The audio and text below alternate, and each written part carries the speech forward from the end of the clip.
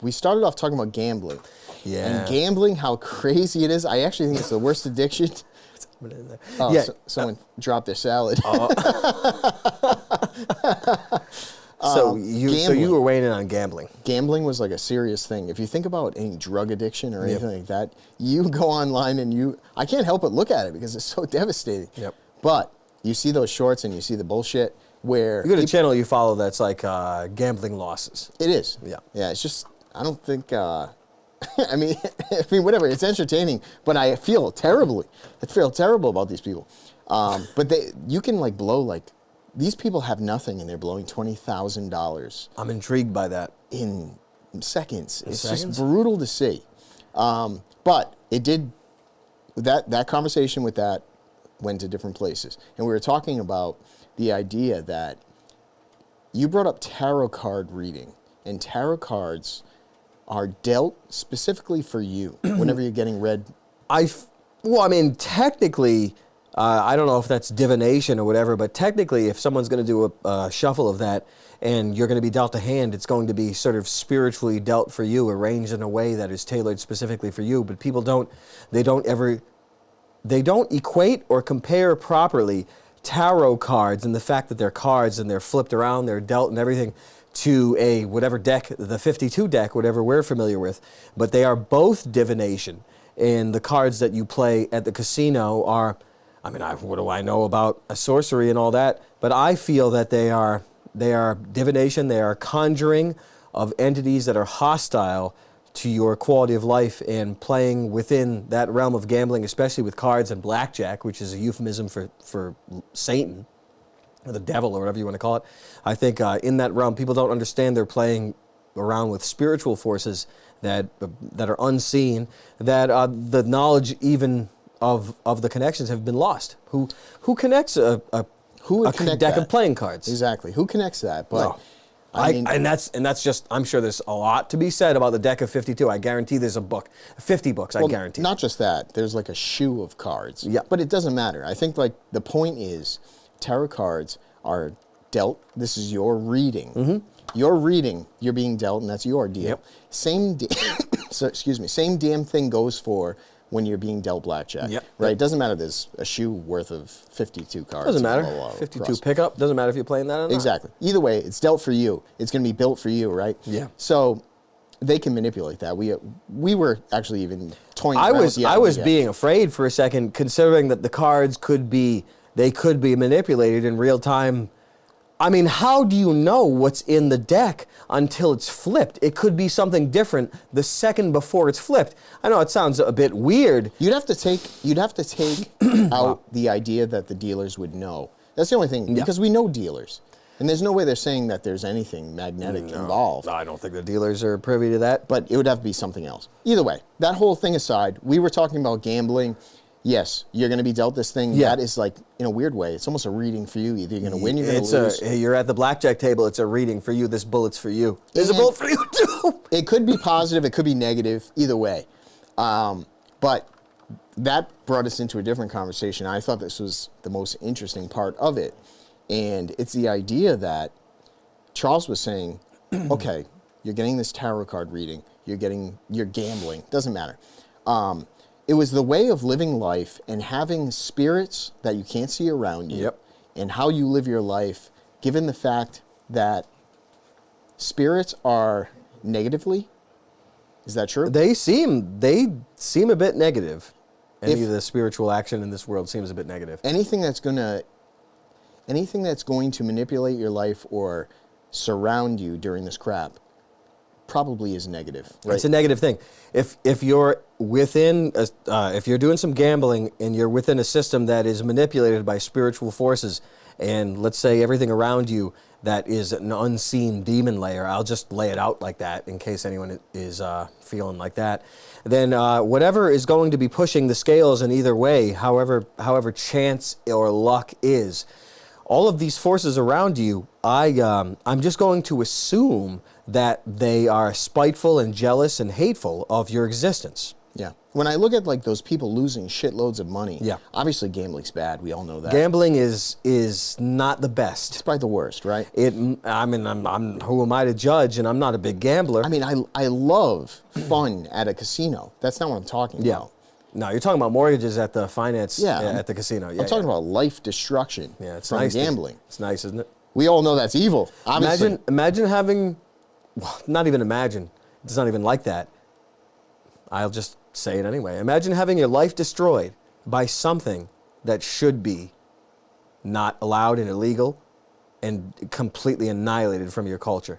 Isn't that rough? I hate to say it, but you're talking about machines that are built to destroy lives for real. Pain mill. I mean, like on the masses. Yeah, destroy it's an lives. industrial scale, and they'll say that, oh, yeah, I guess the Navajo or the Apaches or something like that, they got claim to this land so they can do this tax-free stuff and do rain dances or something like that. But the countless lives that have been destroyed by gambling, I guess you could say, oh, it's free will, bud. You don't have to go there if you don't want to. Sure. And sure, we all understand that too. But if you live in a society, people believe that we do live in a civilization and a society, but I would argue that we do not live in either of those, because if we were living in a society or a civilization for real, that gambling would not be around. Makes sense. The idea that, like, this brought us into another thing, and we'll keep walking through this. Sure. The spirits that surround you, everything we were talking about. 1,000,000 eyes, 1,000 points of light in the firmament, always watching you. I don't know if they're fallen angels or cameras in the Sheol sitcom. I have no idea, but there are things watching your thoughts and I would just put this forth. What do I know? Watching your thoughts and your deeds. We were a little bit unsure of this, but in Vietnam, what did you come across now? I remember reading that there was an experimental technology in night vision that was something like red phosphorus or something. I don't remember. And that they were using this technology, and some of the troops over there in Vietnam used these goggles, and when they put them on, they could see a sort of a demon layer. Unseen things were revealed, and they saw sort of Lovecraftian things, demons or entities or something that were drawn to the chaos and the suffering and the death of war. And that was always rather interesting to me. So in other words, obviously negative spirits surrounding that sort of thing. It's scary. How do we live our lives? Knowing this, like maybe like we don't know this, but why don't we just pretend this is the case? Yeah, you might as well. You'll live a better life. Like a documentary. Yep. Right. You live your life like you're being filmed for a documentary, your thoughts and your actions, and then you can take seriously how perhaps you will be judged when it's time to go to the afterlife. And I'm just putting that forward. Wow. If we all live our lives like the document is being filled with all of our thoughts, all of our actions, that's what's going to be presented to God. There's no hiding from a creator, a divine creator, or there's no hiding from that. So at the end of your life, make sure that document's nice and clean. That seems to be the name of the game of this life. A lot of people would argue against that, and a lot of people would say that's insanity. But there's a lot of ancient books that allude to an unseen or a spiritual realm, the powers and principalities. They don't mean nothing. They don't mean just words. They mean things that you cannot see. There are layers of life that are created in this realm that are alluded to mostly in Genesis, that people don't really think about. People don't consider fallen angels or lightning or things that would meddle in the affairs of man out of jealousy or just because that's just what they do. People don't think of those sort of things. They tell you to do whatever. You have, Live your life. Yeah, you only live once, so, well, I don't want to say that. It's a crazy joke. Yeah. But you can insert any joke you want. So I think that's pretty good. So that's what that conversation. All of these eyes around you, the watchers, the watching, everyone knows that theme of the watchers, whatever the Gregorios, Nick Greco or something, whatever. There's some names, whatever the Gregores. Everybody's been alone and thought crazy things, right? You sure? You even have to fucking purify your mind. You even have not police your thoughts, but you cannot entertain evil, wicked thoughts because it makes you complicit in their execution. And that's a hard pill to swallow. It's a hard pill to swallow because you have a maniac creative mind, so it can go in places that are insane. It is. So it's like a laugh at a funeral thing, but obviously, like Yeah.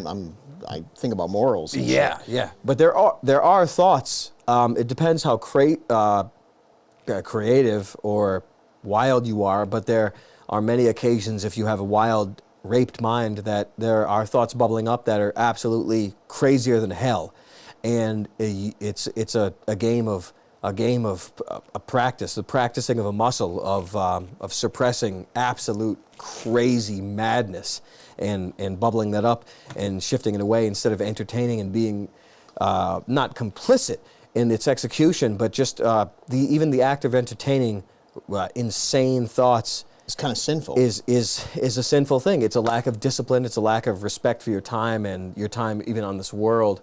There's no seconds for entertaining of those things. I'm just throwing that out there. If anyone has those, I mean, everyone here, a lot of people here deal with really crazy thoughts, but there aren't many people that come out and talk about that sort of thing because you'd be labeled as a crazy man. You know? Right. Yeah. Yeah. There's obviously the threshold that not most people, but some people would probably hold those thoughts in. Yeah, you kind of you do. You definitely hold those thoughts in, but the game is to eliminate those thoughts or completely mute them, or stop them from happening at all, to purify yourself completely. And I thought that was the ultimate goal.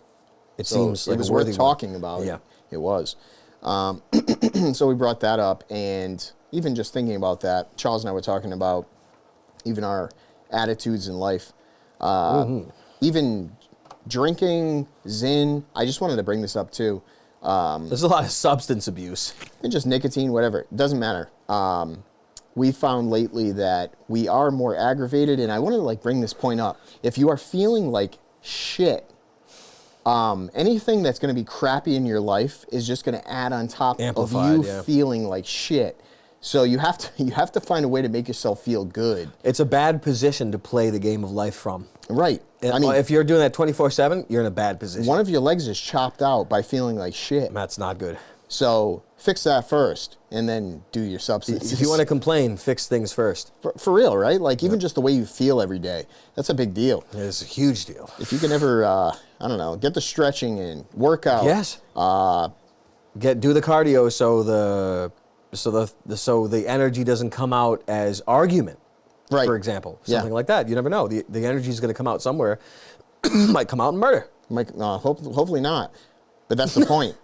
But even still, like if you're going to if you get on a tear with going to the gym and you're using the energy at the gym, yep. Every time you're feeling that way, you might actually feel like punching a bag. And that's a good thing. There you go. Go use the energy there first, then do the substances.